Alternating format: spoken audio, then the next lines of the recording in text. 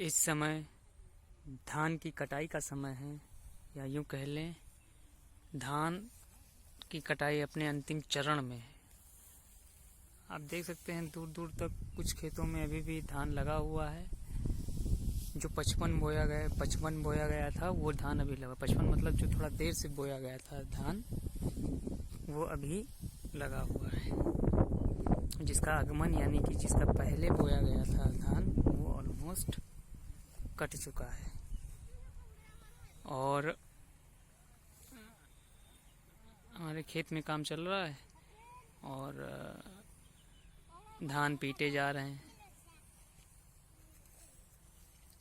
लेकिन एक बात तो है, शहर की ज़िंदगी और शहर का वातावरण, गांव की ज़िंदगी और गांव के वातावरण में ज़मीन आसमान का अंतर है।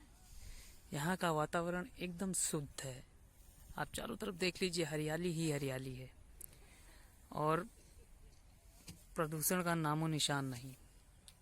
लेकिन अगर आप शहर की बात करेंगे तो हर तरफ ज़्यादातर आप देखेंगे प्रदूषण है, गंदगी है और बहुत सारी समस्याएं हैं। लेकिन यहाँ अगर आप देहात क्षेत्र में आएंगे, गांव के क्षेत्र में आएंगे, तो आप एक सुकून भरी सांस लेंगे। और जो अर्बनाइजेशन का कंसेप्ट है गवर्नमेंट का, होना ये चाहिए कि आप शहरीकरण करिए, लेकिन गांव को समाप्त मत करिए, खेतों को समाप्त मत करिए। अगर मैं कहूँ कि एक शहर को अर्बनाइजेशन करना है, उस शहर का अर्बनाइजेशन करना है, तो वहाँ पर बिल्डिंग्स भी होनी चाहिए और खेत भी होने चाहिए। बड़े बड़े मॉल भी होने चाहिए, तो गांव भी होने चाहिए। और इस कंसेप्ट पे अगर हम आगे बढ़ेंगे तो ये जो हम आज ग्लोबल वार्मिंग की बात करते हैं और बाकी प्रदूषण की बात करते हैं कि लेवल ऑफ ऑक्सीजन जो है एयर में कम हो रहा है, इन सब का हम निवारण कर सकते हैं अगर हम 50% अर्बनाइजेशन रखें और 50% रूरल एरिया को एज इट इज़ रखें और सुविधाओं से युक्त रखें रूरल एरिया को। तो हम सब के लिए एक बहुत बड़ा अचीवमेंट होगा ये। मेरे ख्याल से गवर्नमेंट को इस विषय में ज़रूर सोचना चाहिए, हमारी सरकारों को सोचना चाहिए। एक ये इनोवेटिव कंसेप्ट है।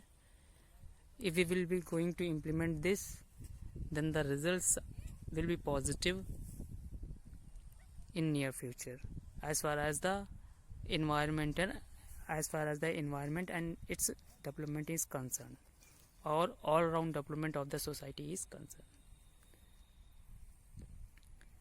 In that way we will be able to improve our society with coexistence of development and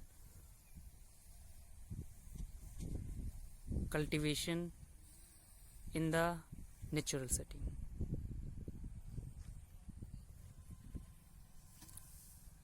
और चीज़ें सार्थक की जा सकती हैं अगर इच्छा शक्ति हो।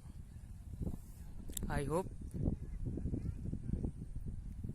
This video will benefit some people in some way और अदर वे। जय हिंद, जय भारत।